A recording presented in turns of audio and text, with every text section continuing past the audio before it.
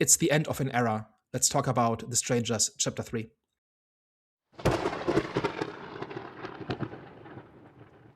Hello, everyone. Welcome back. We are back, the Eye of the Storm podcast. So today we're going to be discussing or debating The Strangers Chapter 3. But before we get into that, you already know what time it is.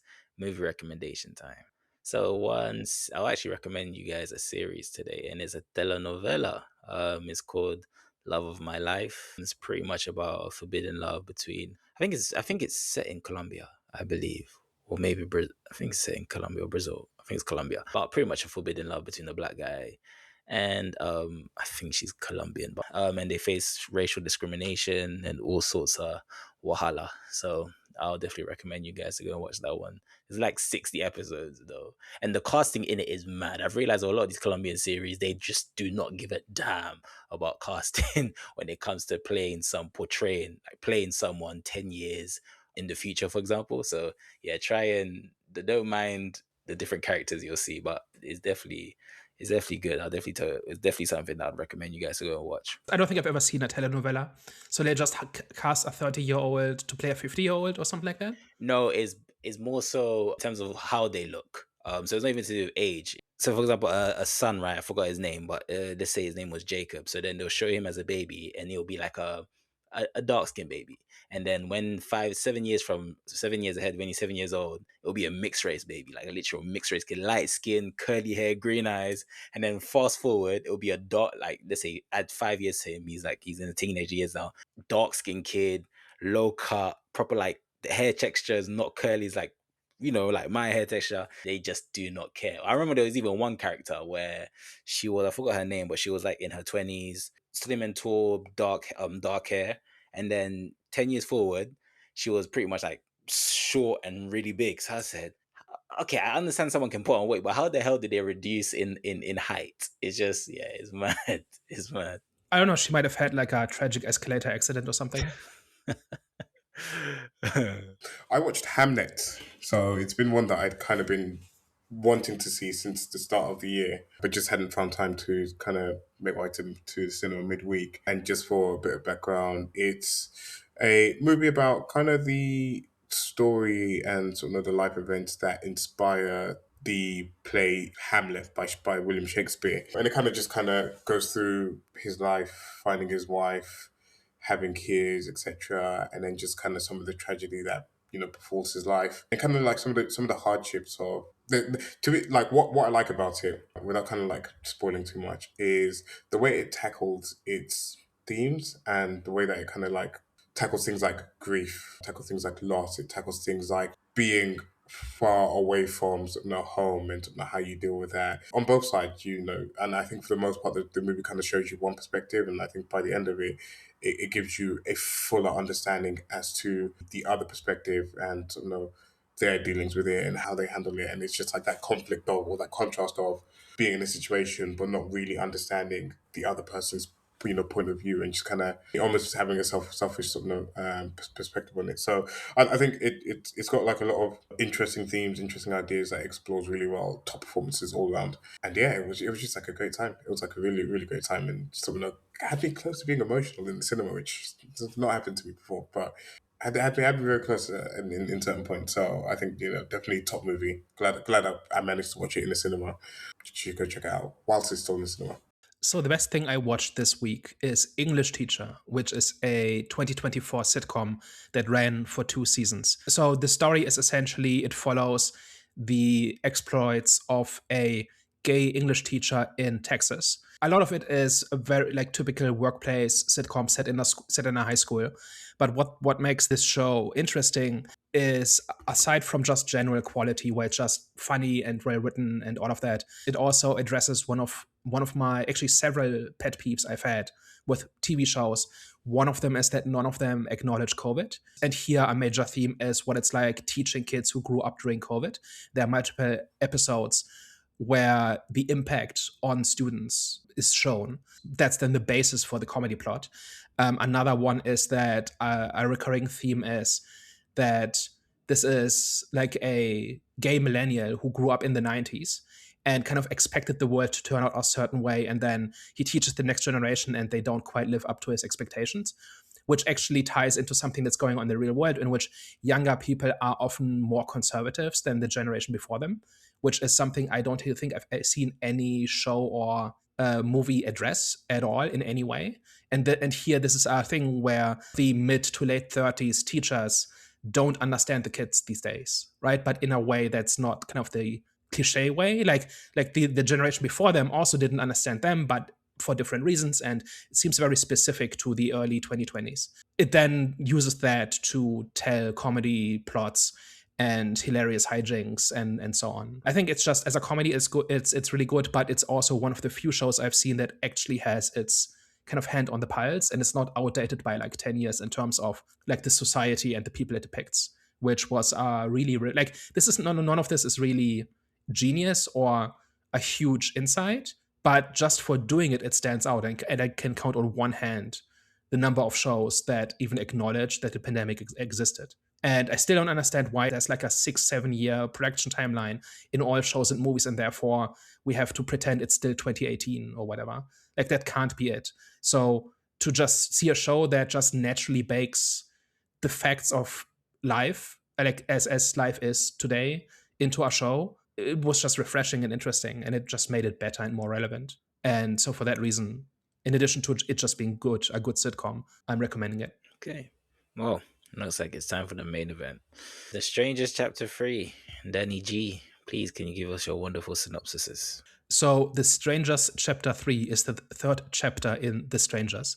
It might come as a shock to some. It picks up from the events of the first two parts, in which Maya, who has narrowly survived 2 attempts on her life, is trying to get away from the serial killers who are the strangers, while trying to meet up with her sister, who is initially came to pick her up from the town where she's stranded with these serial killers, who is now also a target of them. And Maya basically tries to survive all of that, reunite with her sister, get away, and kind of survive the attacks of the strangers and anybody else who is in on the scheme. And then the story unfolds from there. So what did we think of The Strangers Chapter 3? I'll probably say it was second best. I don't want to say I commend them, but, they tried something new. In fairness, you saw this an hour ago. Yeah. So unlike us, essentially, you're doing an out-of-theater reaction to this. Yeah, very true, very true. I think what they did, they tried something new in terms of like giving us the backstory of the killers, which was like, okay, cool. It added a bit of something. And I think, it felt kind of cultish in a way, because like the whole town was aware of what was going on.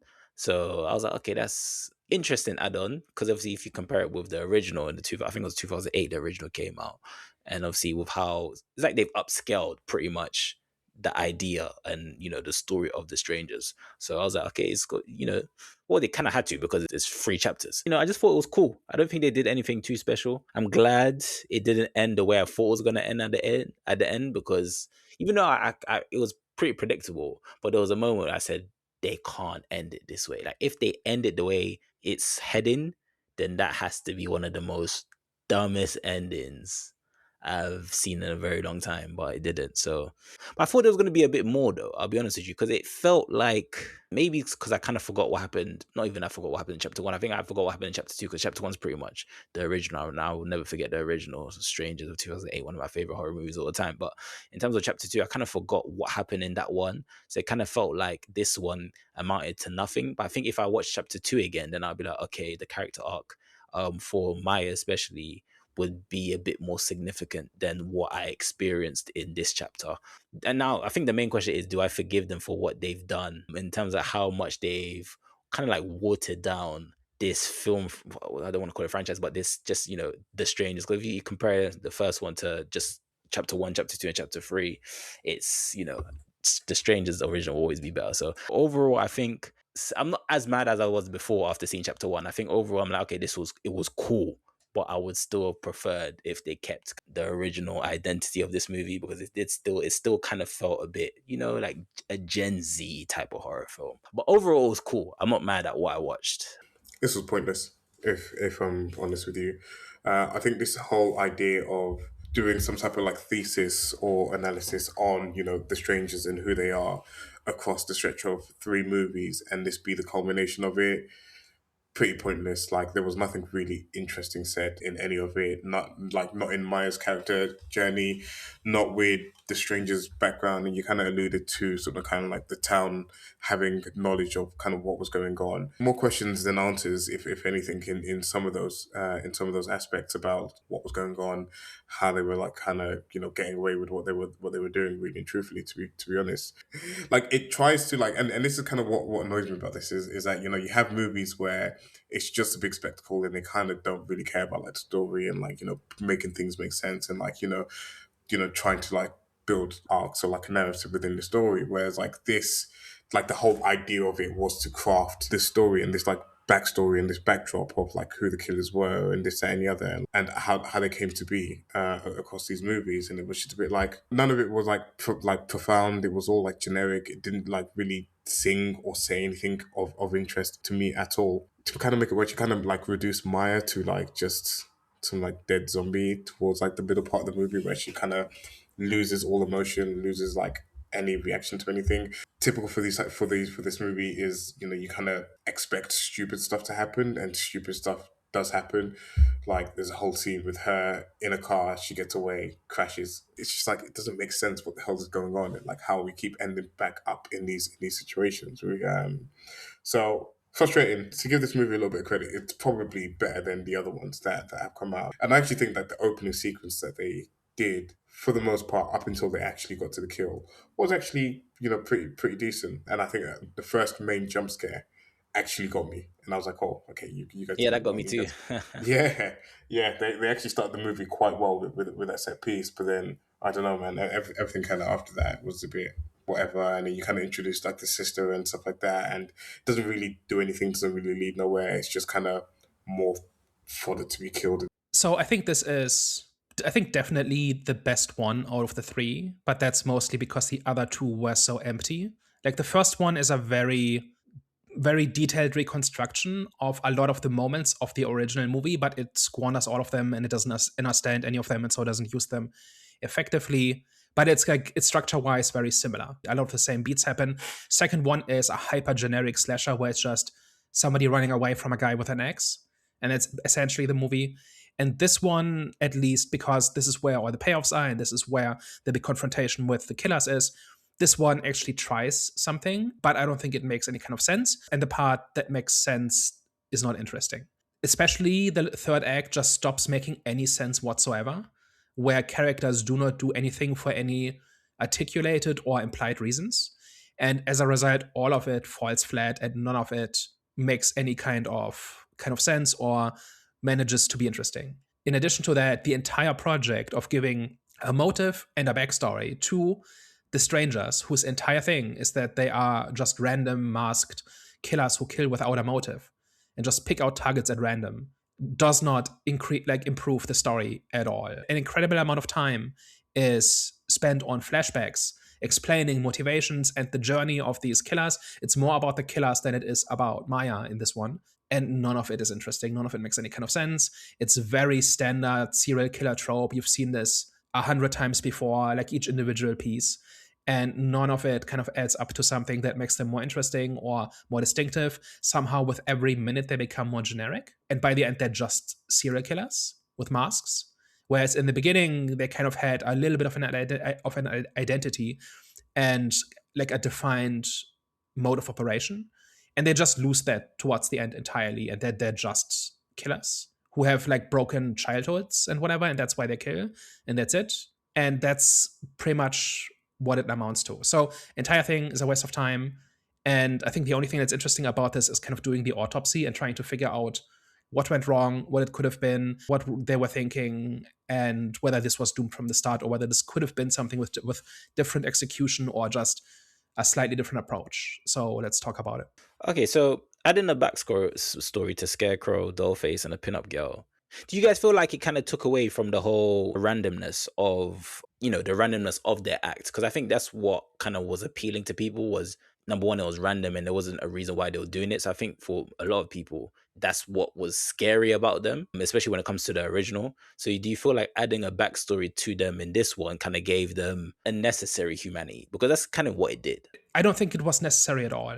I think the entire appeal of this is the randomness, the facelessness, that this could have happened to anybody, and just shifting the perspective to the killers and elaborating on their traumas and their emotional states and how they pick targets and whatever.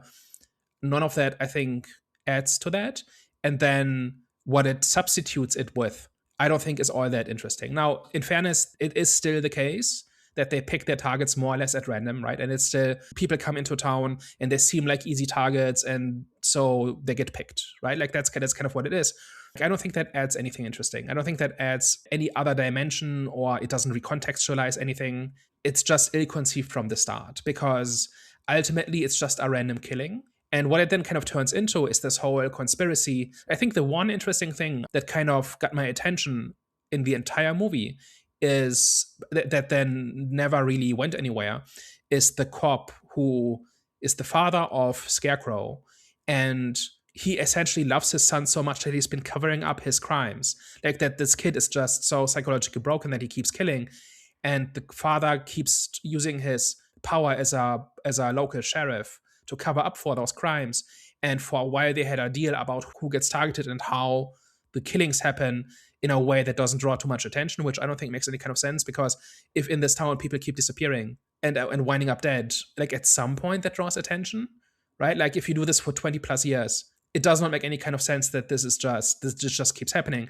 But also like there's this scene in which the cop or the father kind of realized that he's losing control, that his son is escalating the issue, and he's no longer, like, for 20 years they had this deal of do not kill anybody from the town, because that's how we make enemies and that's how we draw attention. And Was it for attention? there's this scene in the morgue where the deputy sheriff says, it's one thing if like people traveling through get killed, but this is one of our own, this will draw attention.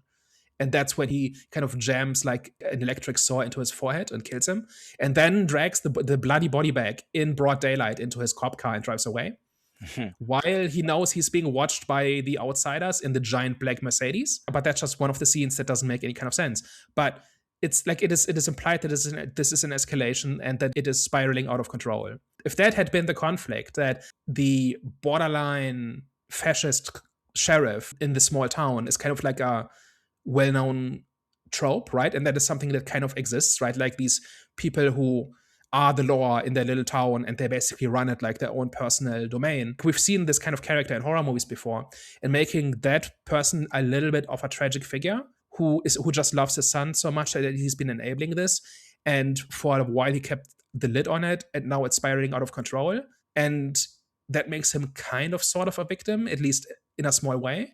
That's actually kind of interesting. But then that doesn't go anywhere. He never becomes sympathetic, or he never does anything interesting. Like he could at some point try to stop his son, but now he has to work together with Maya, for example, or anyway, or something like this, right? A lot of that sort of thing could have happened, and it didn't. But that moment where he realizes, like, this is escalating and I'm losing control, that was kind of interesting. I thought the reason why he told them not to kill anyone from the town, because I remember in the beginning scene with, I don't know if she was Dollface or the pinup girl, but one of the killer girls, she mentioned to the visitor of the motel that there was a small town of them, like 456 people. I thought what that was pretty much saying, you don't kill one of your own. And obviously I thought that was backed up with how the whole town knew what was going on. That's why I say kind of gave like cult vibes. Well, that does make sense as well. It was because of, it doesn't want to draw attention. But I thought more so is, listen, we hardly have anyone in this town in the first place. Like you said, you don't kill one of your own. So that's why I thought it was because of that. It's that, but it's also the first time Scarecrow killed at like age 9, he got caught. And the judge didn't take him away from his family on the condition that he's well behaved from this point on. And then like a year later, he kills like a hiker with his sister together. And that's kind of the beginning of their killing spree. And at that time, they bring in the father, and the father helps hide the body. And he basically says, look what you've done, and you're drawing attention, and this is not going to go well. And then it kind of keeps going well for 20 years. It's both of those. One of them is you make an enemy of everybody in the town once you start killing people from the town. Also, there was this thing about the judge basically saying, we will take your kid away if he does anything again, if he's ever violent again. For me, there was like nothing in the movie which gave off the vibe that people wouldn't say something, or like why he had so much control over all the individual people in the town. Like I know like he's the local sheriff and whatever. I mean, it seemed like people were like a bit uncomfortable, and even with a town of like 450 something people, like no one wanted to call like state police or like FBI and be like, I mean, for the past 10 years or 20 years or whatever, people have been getting murdered here. And as soon as you have the big dogs in town and looking all over this stuff, you're kind of a little bit safe because like no one's going to be stupid. And if they are stupid, then they are going to get caught or whatever. And again, like when you kind of reference the scene with the judge, it didn't seem like, and I know like that's kind of like back in the day, and now he's like the sheriff and he's the big dog, but it didn't seem like he was kind of the final head. It did seem like there was like, still like judges or some type of law that could like hold him to account. So I don't know, this whole idea that the whole town kind of knew and just accepted it and whatever, I'd like the movie didn't do enough to convince me that would actually be the case and that would actually happen. Small towns tend to not like outsiders poking in, especially when it comes to law enforcement and things like that. And also, they are safe. Like they are not being targeted, and they don't care about the city people who are passing through. No one out of like 500 or so people has a conscience about people being murdered. Well, there was one of them though, the girl, and then when she was about to say something, everyone looked at her like, "What the hell is she doing?" I even saw in the scene where one guy was like, "What the hell?" The older lady in the diner, when she was like asking about like the girl and whatever like that, like, and what like happened to her, and if there was like whatever, and like like looking back, it could be that like. Well, I mean, she had nothing to fear anyway. I was going to say, looking back, it could be that she just kind of wanted taken care of, so that there wasn't any attention drawn to it, and they weren't all kind of culpable, found guilty towards it or whatever. But I don't know. It seemed like she had genuine concern of like for the girl and like actually what was going on and like what was happening. So I don't know. It didn't really seem like everyone was really bought in, and this is just like a small diner this is probably the main diner in this town where there's like two people that are somewhat against kind of what's going on already, let alone like the rest of the people in the town, like people with families and stuff like that. Also, what happens to if someone's family is coming from out of town and or whatever? Do they just like not stay in like you have to stay in your relative's house or like they can't stay in a hotel, otherwise they might get killed? I don't know. It's just for me it was more questions than answers. I think you underestimate how closed off a lot of small communities this remote can be, where there's a very firm line between locals and visitors or strangers. That was the one part where I bought this, where not everybody was gung-ho about it, but there was a lot of social pressure to not be the one who bring in the outsiders and draw attention to the town and bring it into disrepute and that sort of thing. Like that's the one thing I think that really works. One thing it probably should have done more is about how hostile people are to the sister and the bodyguard showing up, because these are strangers poking around, asking questions, causing trouble, that sort of thing, right? Like everybody's very reserved towards them, but nobody does any, like nobody's hostile to them, right? Nobody tells them they're not wanted here. And when they're very showy about it, right? Like they hire like this security guy, they're carrying guns, they're asking questions, they're outright challenging the sheriff. They're literally in people's face, like shoving the phone in people's faces. Like that's the moment to convince people to be like, no, we don't like outsiders. And this is why I hear what you're saying. This is why like I couldn't buy that they were like, that everyone was like in on it and no one would want to say anything, because the movie kind of does two things. It shows you that they don't have this hostility to outsiders, and then it also shows you that there's people within the town that are actually concerned for people that are dying. So for me, there isn't enough evidence in there to be like, yeah, like, this is the close-knit like community and like they don't want to like bring disrepute to it when the movie doesn't do enough to convince anyone of it. It's definitely underdeveloped, I think, especially since this keeps happening over the course of 20 years. And it's not just 2 or 3 times, right? One thing that's especially weird is how it's always the same hotel room, right? Like in the motel, it's always room 24. That's not just coincidence. That's not just because they kept reusing the same set and didn't change the room number. It's like they close up on the door with the room number, and there's at least 3 or 4 murders in room 24. It does not seem that the motel owner is in on it, right? Because one of the, is it Dollface or is it Pinup Girl? I don't know. I think it's Pinup Girl, works at the motel, and that's how she scouts out potential targets. But she always gives them room 24. And then when they randomly pick people at the gas station, they also happen to be staying at room 24. What annoyed me about the room 24 thing as well, because I obviously I noticed that as well, and then like they paid special attention to it. So I thought that they had some type of like in, or there was like some type of like secret entrance into room 24 where, you know, you knock on the door, you kind of hide, and then they're in the place and you don't know it, and they kind of like stalk you out or whatever. They kind of shown to just like barge in one of the instances as well, where they just kind of like kick the door down, and then that's when one of the other girls kind of is recruited because she's killed her boyfriend in that room.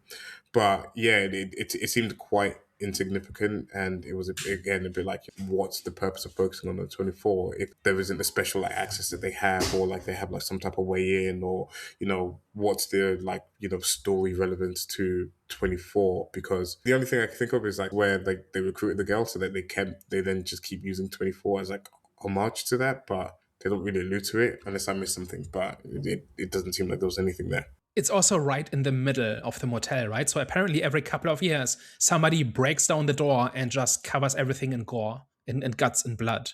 And everybody's fine with it. You know, it's just weird. Certainly the motel owners don't seem to have a problem with it because they don't do anything about it. Like, it would be one thing if this was like cabins, right? Like in the first movie, where this is like our remote location and they pick the one that's especially remote or especially far away from the main road or something. And so that's the easier target. And so that's where you put your marks or something like that, right? But no, it's just a room brightly lit where like anybody could see it at any time. It just makes no sense at all.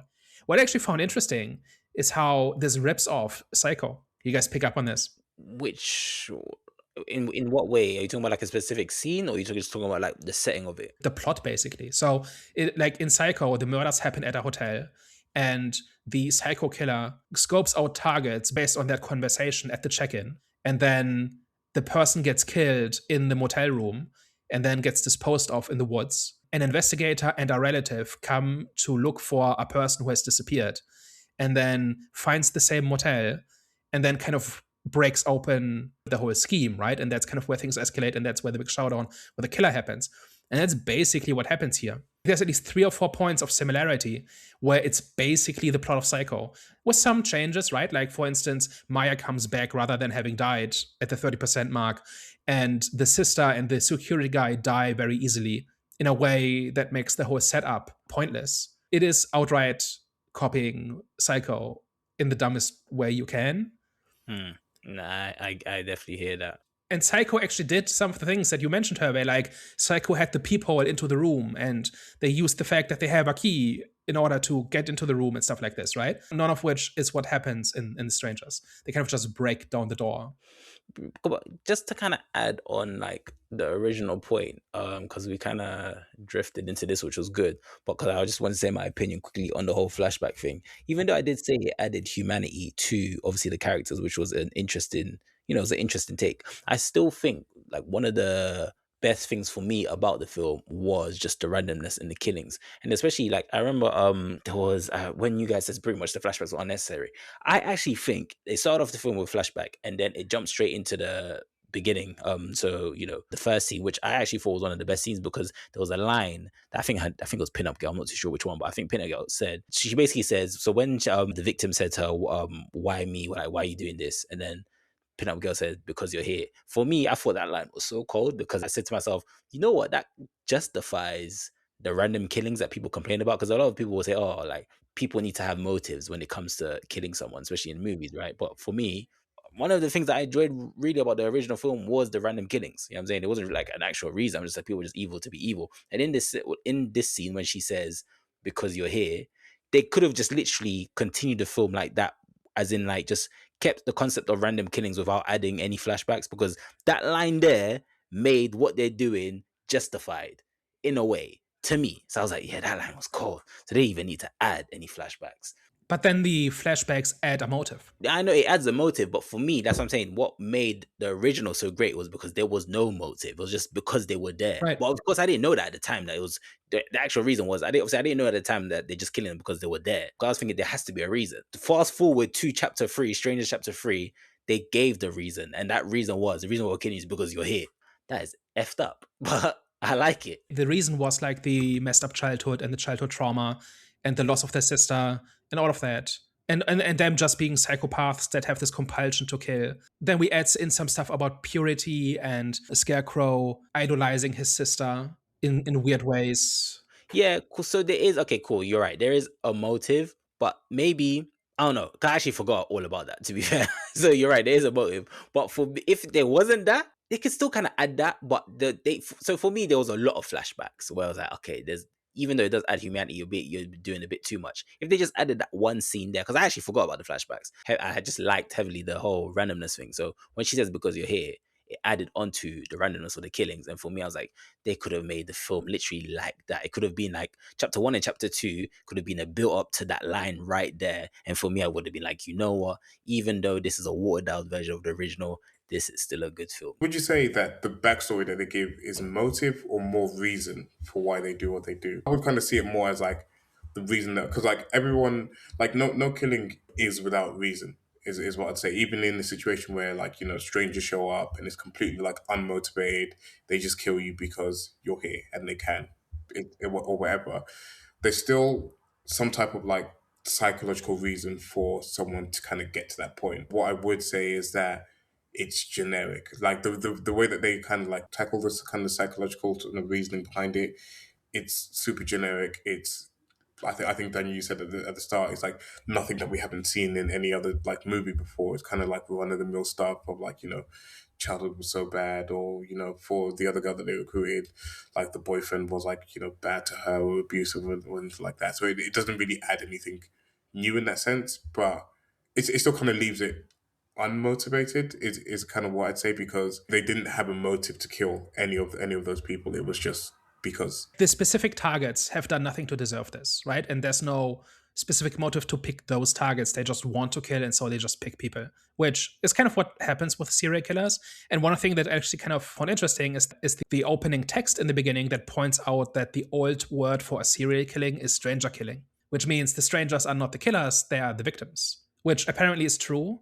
Coincidentally, I watched an X-Files episode today that said the same thing, so I'm inclined to believe that a stranger killing is just like a serial killer, and that's like the term changed in the 70s or something like that. That's kind of the germ of an interesting idea, where you're taking the term stranger, and instead of being the strangers being the killers, now they're the victims. And does that mean anything? And the answer is no. Like, that's kind of the problem here, right? The bigger overarching question, I think, is why do this at all? Aside from make money, which is fine, but why go through all this effort and release 3 movies? And is there not an idea here? Like, why do this as opposed to something else that would have made a similar amount of money? Because it's not like the strangers are such a huge name that this just prints money, right? Like, they probably did more to popularize the strangers brand than the other 2 movies that already existed, right? Because now more people have heard of the strangers now than they did 2 years ago. If there's any idea here, it would be what Maya's arc is. And there seems to be one, but don't ask me what it is, because it's so unclear and so muddled. And I want to get into that as well, especially the ending, which makes no sense at all to me. But then also this idea that the strangers are actually the victims, where the first movie was from the point of view of the victims, and the strangers are the killers who intrude in their lives. And now it's from the point of view of the killers, and the strangers are the targets, who are targets because they're strangers. So call me crazy, but it's like a concept for the foundation of the beginnings of an idea. And if they had done something with that, right, like that would have been kind of cool. If like this whole trilogy was building up to some massive recontextualization of our ideas of the strangers or something, or why people kill, or how people perceive serial killers or something. Like, doesn't have to be high art or anything, but would have been nice if there was like an idea at the center of this that this all built up to. And watching the third part, like the first 2, I think seemed like pure cash grabs to me, as in we're just making this movie because it will sell some tickets, but that's all there is to this. And the third one at least seems to have the attempt at an idea, but don't ask me what it is, because it's muddled, it's confusing, it doesn't seem to go anywhere, and it's kind of missing the final leap where it actually gets to making a point. For me, like, again, you kind of mentioned about like the idea of like seeing it from the victim's point of view, to then in the third movie seeing it from the stranger's point of view. And I don't know how they make it more interesting compared to like everything that we've seen before. So I don't know why they would choose to focus on that, or why they would have it be a 3-movie arc where it kind of leads to that. I think you're right in saying that Maya's journey and Maya's actual arc is the thing that's most interesting here, and you can kind of tie it to when we talk about like themes and how it relates to like the real world, and what can we kind of take from it and stuff like that. It's like almost this element of like being desensitized to violence, desensitized to killing, and like how do you kind of lose compassion or lose sort of empathy for other humans and other humans' lives? So like this arc that they were trying to take her on was somewhat in sort of the concept of the idea of it. I don't think it's executed all that well. It just kind of seems like I said, the third act of it is just a bit is a bit of a mess. But I think they could have achieved it, and they could have done something interesting where Maya goes from not even being the victim, or like it could be from being a victim to something else, or kind of being like a reporter, or like some just like somewhere where she's like witnessing these killings. And then over time, because of everything that she's experiencing and this and the other, she just kind of becomes desensitized to it and is almost kind of lulled by the dark side, is in a sense, almost like an Anakin Skywalker journey for her. But But they played with the idea though. not well at all. Like I think it was, I think the switch in her character. Well, I can't even remember when it happened or like what. Oh, it was when it was when they were in the. And that doesn't make sense because she killed the other girl in the second movie, in the second last movie or whatever. But then her killing the other girl in this movie kind of desensitized her to the violence, and then allowed that was a scarecrow to like make her hold the knife and stab this innocent person, and then from there she was just kind of like a bit of a zombie and like blank face and decent, and then just like has no reaction to her sister being killed or whatever. Like yeah, they played with it, but it's like, oh, come on, do better than that, man. So just before we go into that topic, just briefly on this idea of showing things from the killer's point of view, did any of you see In a Violent Nature? It's like a horror slasher movie from 2 years ago. Yeah, I did. I know what you're talking about, but I didn't watch it. So I saw it and I didn't like it as much as most people. But the idea is essentially it's Halloween from the point of view of the slasher, where like an undead creature is reanimated in the woods essentially, and then begins stalking people living at some kind of lakeside camp, something like that. It's been like 2 years since I watched it, but it basically follows the formula of a Friday the 13th movie, but from the monster's point of view. And so we see him kind of set up the kills and cut off escape routes and disable the vehicle before going after the teenagers in the cabin and stuff like this, so they can't escape and they have to run away. And we see how he always catches up with them and that sort of thing. And the entire thing is basically over the shoulder of the monster. So this idea of reframing a slasher movie from the killer's point of view is not broken from the start.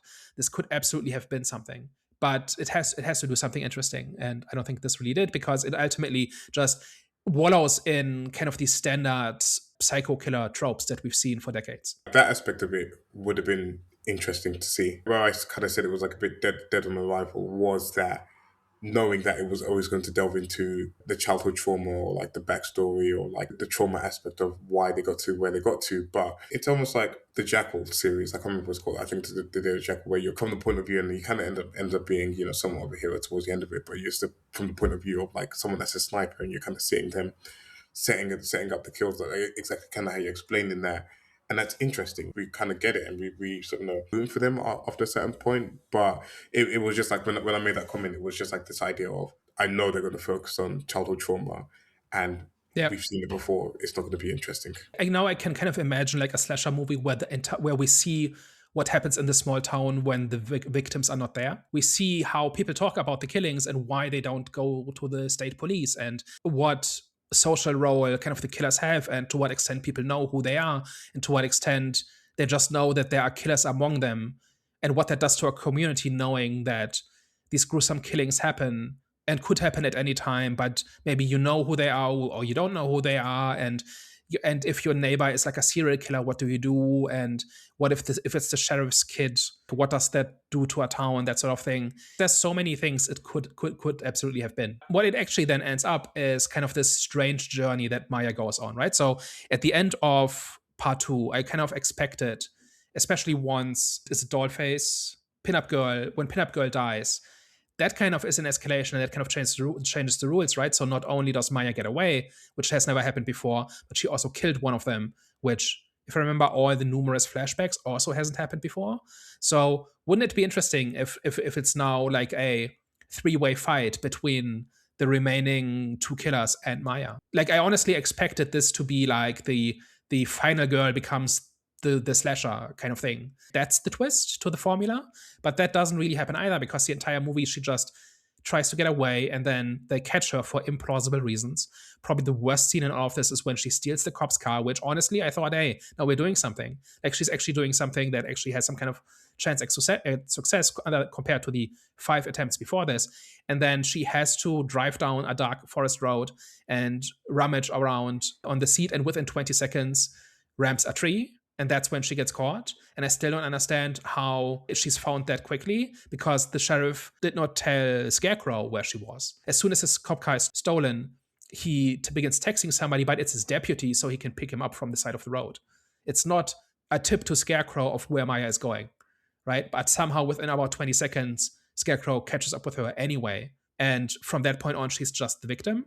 And then she basically gets inducted into this cult. This kind of compulsion that there have to be 3 could potentially be something too, but it like they don't seem to have a plan for breaking her, right? Like, they kind of put a mask on her and then bring her along to a killing, and then kind of just expect her to do it. They kind of put a knife in her hand and say, you kill that person, whatever.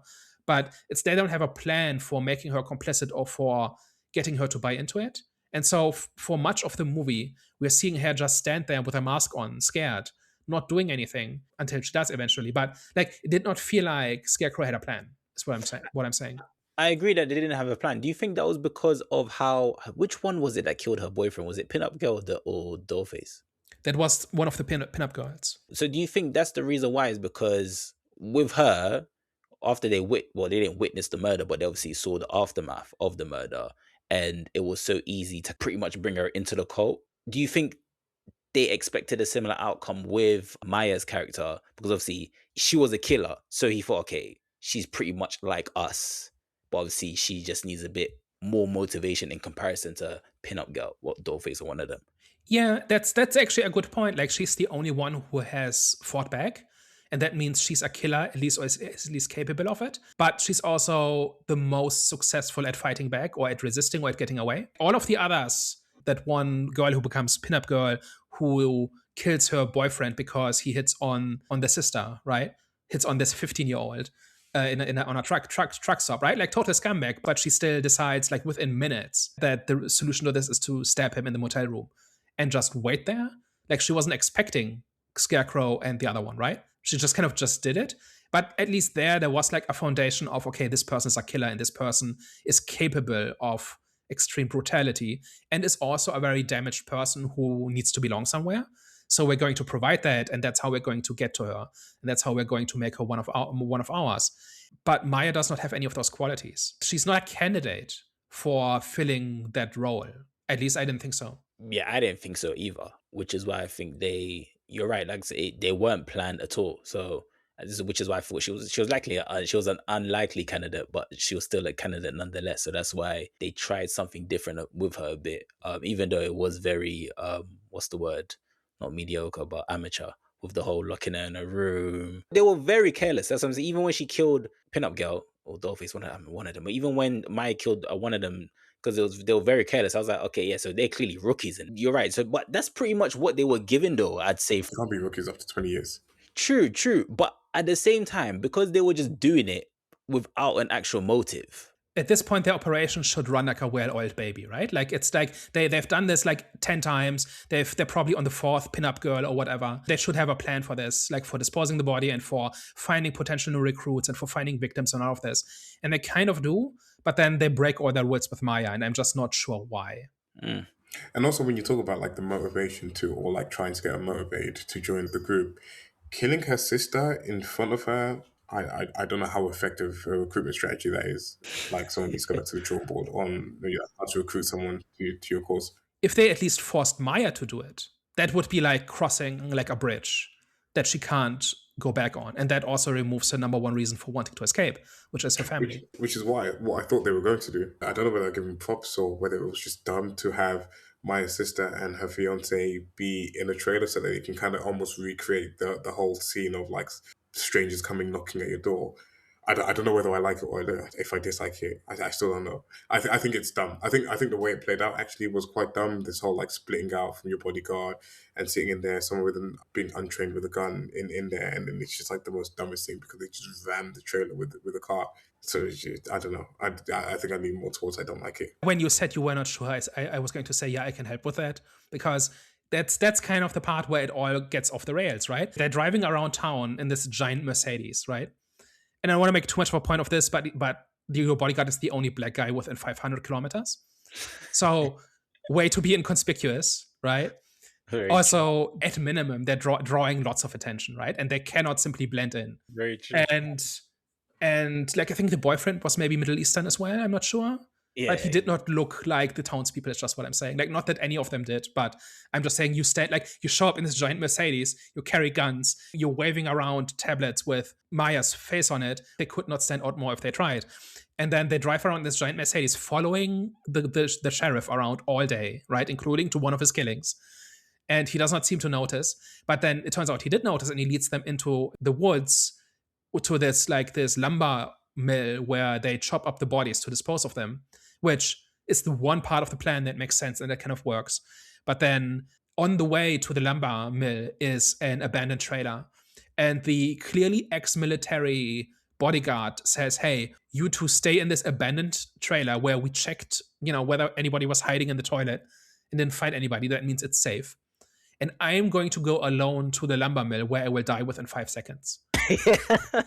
Because the sheriff will just sneak up on me, and then I will put down my gun, and then he will shoot me, and then we will stuff me in the wood chipper. And that's the contribution of the bodyguard.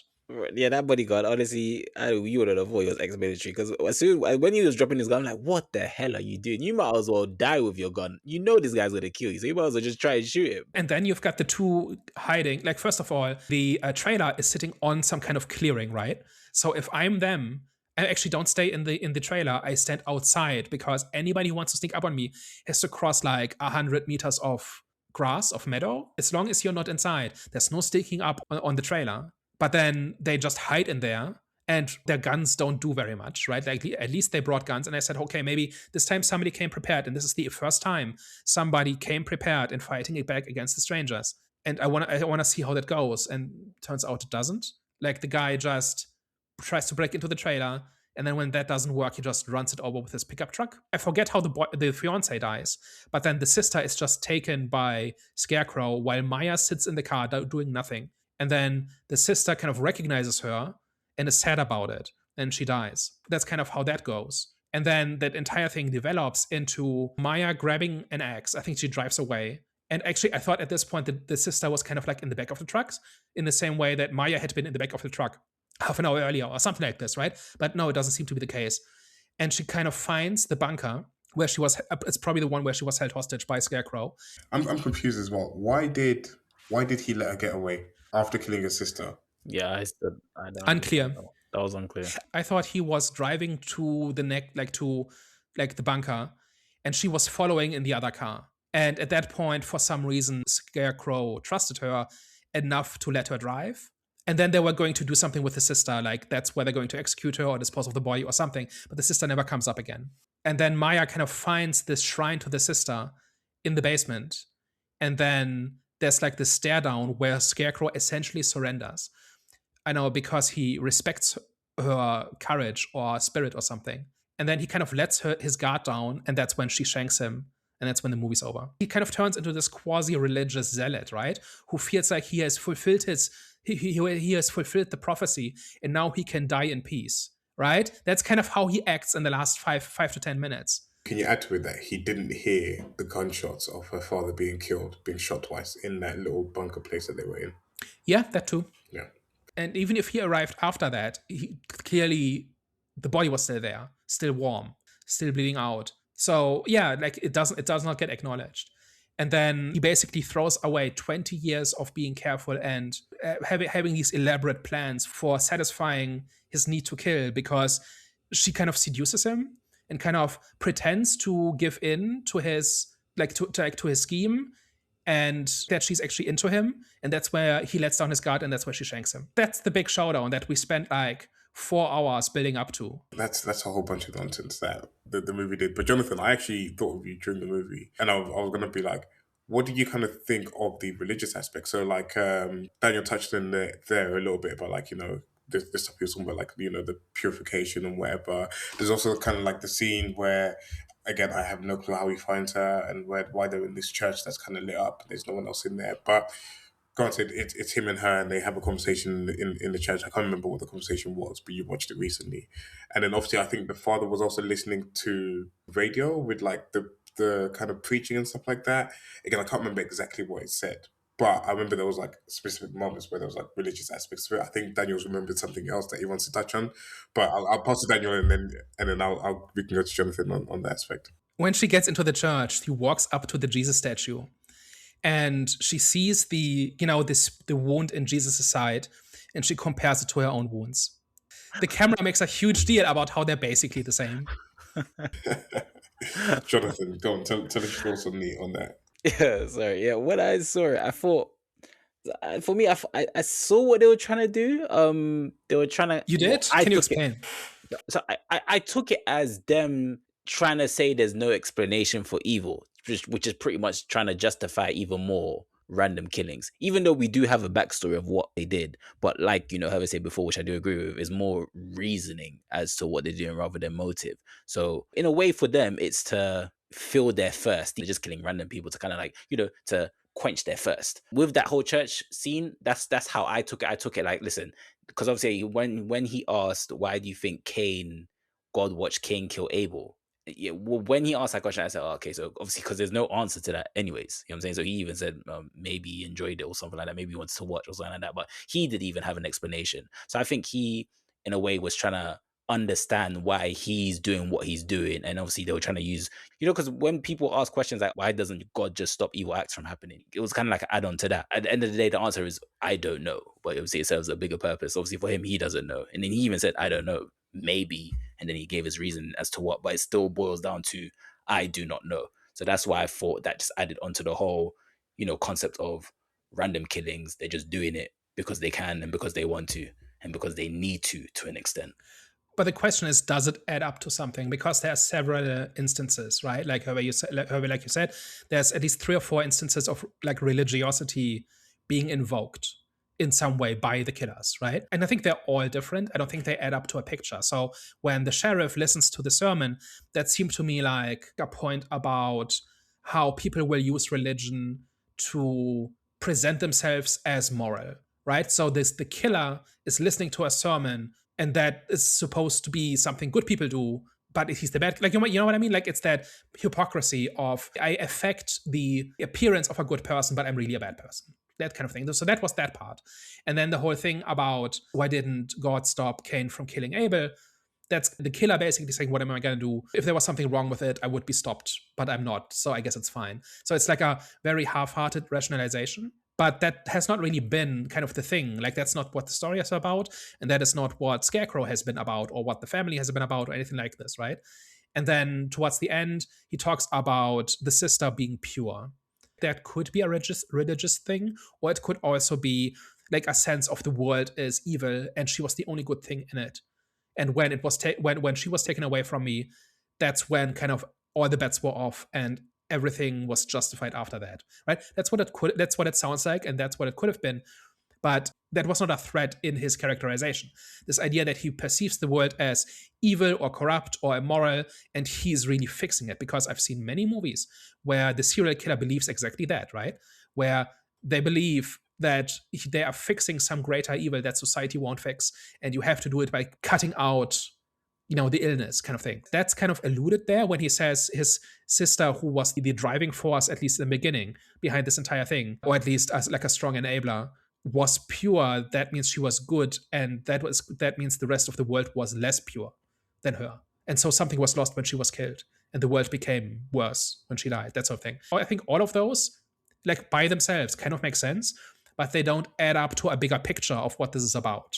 And that's kind of emblematic of like the entire thing, where not all pieces are completely terrible, but they don't over time add up to a complete picture of what the story is about or what Scarecrow is about and that sort of thing. So this trilogy made a bunch of money. So first one made almost 6 times its budget, right? At almost 50 million. The entire trilogy was made for like between 20 and 25 million. And so the box office of the first one was almost enough to justify the entire trilogy. Second movie made 22 million, so a 50% drop or so, more than 50%. But at this point, we're in pure profit territory. And so far, Chapter 3 has made 3.5 million after the first week. And so if it gets to 10, if it triples its box office, that's another 50% drop, right? So on the one hand, I'm kind of relieved to see that this is seeing significant drops. And I actually had a hard time finding a showing in London because 1 and 2 were shown all over the place, and part 3 was shown in like there were only a handful of showings in the first weekend. It's not going to get better after that. But the trilogy as a whole made money. I think we're pretty unanimous that this is not a great story. This was not worth it. But I'm kind of sad it made money because it then like that just justifies the entire project, right? Like, and then once you factor in streaming and whatever, like I don't see this becoming like a cult classic or anything like that, or even a so bad as good movie. I think they're just bad. Like the third one is a little bit trippy in the last act, but the first two are really bland. So I don't see this having lots of legs on streaming or something. But like this is making money. But I think the reason why they're making money because they tricked us, and I think the box office sales reflect that. Obviously, in terms of the drop, because the first film they're reliant on obviously the original and how I don't know how much money the original made, but a lot of people like the first one. So obviously, when we're seeing that there's going to be a remake, or I don't even know when the chapter 1 came, I didn't even know if it was well, the trailer pretty much it would seem like it was a remake, so it was a remake. So yeah, so when I saw the chapter 1, I was like, okay, even though the trailer doesn't look that great, it's still the Strangers. I love the Strangers. I wonder what they're gonna do with it. And I'm pretty sure that was a lot of people's mentality going into the first one was based on obviously the original. So when that made 50 million and then they saw that it wasn't too great, second movie came out and it made 22 million. Big drop. Even though it still made money, it was still a big drop. So that shows that you should not lose faith on humanity because people can still know, they can still acknowledge and know when a bad movie is a bad movie. So I do think the reason why this franchise made money is mainly because of the first one, and with the first one, they tricked us. They didn't give us what we thought we were going to get, which was obviously similarities in terms of how good the original one that came out in 2008 was. I think there's two parts of this. The drop off, I think, is for once people are kind of recognizing bad work, and that's good, right? Like I've not seen very many defenders of this, not even all that many of say, oh, this is just a fun slasher. There are pretty few defenders of this. Just from a money making perspective, this basically shot 3 movies all at once in I think Bulgaria for cheap, and then kind of distributed them as 3 movies over the course of 2 years. As an investment, it's absolutely worth it. And if you are a movie studio, you should copy the Strangers trilogy in terms of how you plan it, how you structure it, how you pay for it. In the first movie, the Strangers didn't even have named actors. They had like Hungarian or Bulgarian, I forget which country it was, but like local extras who played the villains, which does not show like a lot of attention to making the performance all that special. It's just unfortunate that this strategy actually worked because it's just a waste of everybody's time and money. That's just not a good place. Yeah, nah. Wait, was the whole franchise 8.5 million? So they shot the entire thing for like 30 million, something like that. Okay. And it works out to 8.5 per movie. Okay. Okay. Well, it looks like it's time for last thoughts. I'll say overall, I'm not too mad at the whole franchise. I was definitely mad at chapter 1. I don't think for me, chapter 1 was the worst one, but mainly because obviously it's ties with the original. Chapter 2 and 3, they tried something new. I'll give them a little high five for, you know what, you tried something different. It's cool, even though different is a bit generic. Cool, you tried something different try to expand the Strangers universe. I'm like, I'll give you that. So, but overall, my experience with the whole franchise as a whole, it was okay. It wasn't like terrible or it wasn't bad. It was just okay. So I can't call this a bad franchise, but I can say it's definitely a average, bang on average franchise, which I wouldn't recommend you guys to go and watch in cinema. If Jonathan from the future was to go back in time and tell you, look, guys, should you invest your time to watch chapter 1 and chapter 2 and chapter 3 in the cinema? I'd say no, you should wait until it comes out in streaming. I'm going to give chapter 3 5.5, and the franchise as a whole, I'm going to give it a touching 5 out of 10. I can't give it a 4. I'm gonna give it a 5. It was okay. Yeah, I'm a little bit more negative than you are on this. It was a bit of a waste of time, to be fair. And I'm very glad I didn't watch the first one, and you guys kind of did that one without me.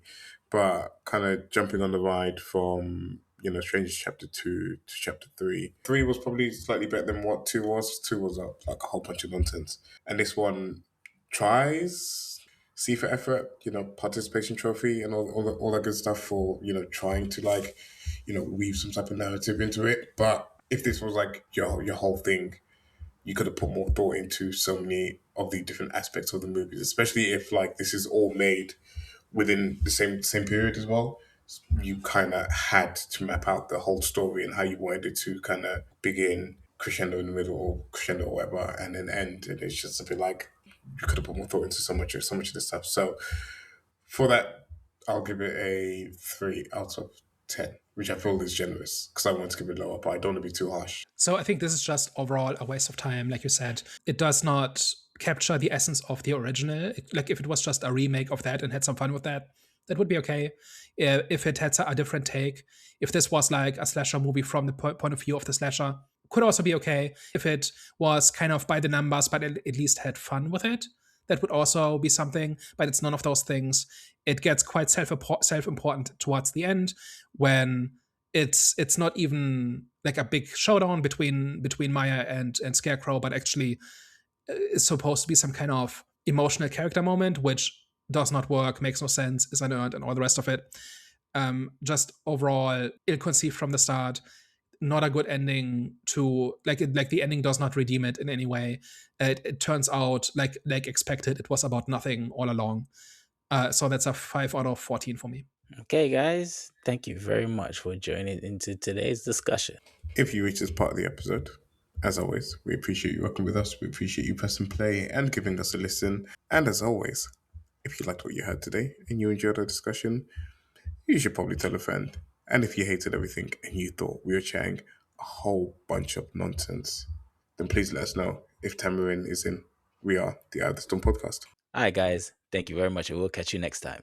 Au revoir. Ciao. Bye bye.